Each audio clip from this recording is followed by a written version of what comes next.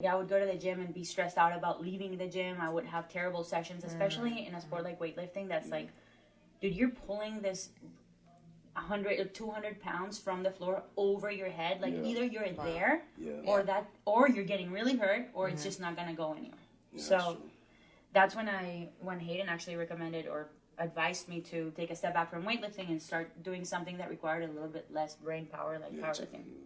Less technique, less focus. You can do it. A session is done in an hour and a half or 2 instead of 4. You know, and that's not a knock on powerlifting. No. Like there's obviously a huge mental component to powerlifting, but there's all their struggles in powerlifting. You can also still. You can have some days in powerlifting where you're not all there and you just get the work done. You know, like where you're not really dialed in and survive a training block. Whereas in weightlifting, it's like, if you have percentages to hit and snatch, you know, you have to be sharp. Why do you think that is, though? I think just the technical aspect of it. Yeah.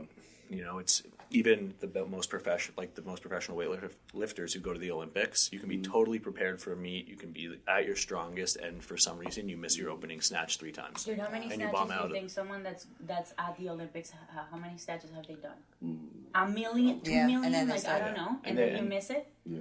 That can happen to Whereas, anyone. like if you bomb out in squat in powerlifting, you just made a really bad weight choice. Like you were, you know, like that was just your fault with selection. That's funny because, like, now you look at it from, like, a strength and conditioning standpoint, like, a lot of these guys are trying to, you know, put together weightlifting programs for sport athletes. And what you're talking about, it takes a huge amount of technical aspect in there where they don't have that ability yet, you know, or they probably don't have the prerequisites, the joint prerequisites to get underneath that load.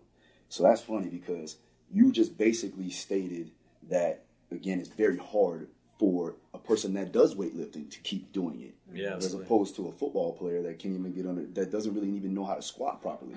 So it is a little bit easier to do more of the power lifts. Yeah, I won't say easier, simpler is a better term. And your return on time investment is probably a lot better too. You know, it's like, what's the opportunity cost of teaching an NFL player how to do snatch, and you have to push back all of his strength training by like 6 months while he acquires basic skills to do a snatch, where you could have been doing, you know, power clean or you know, something that's a little more basic than that. But I think CrossFit made it so trendy that the Olympic lifts are just pushed on all strength coaches now. And it's like, if you don't do them, you're doing something wrong. It's so silly, eh?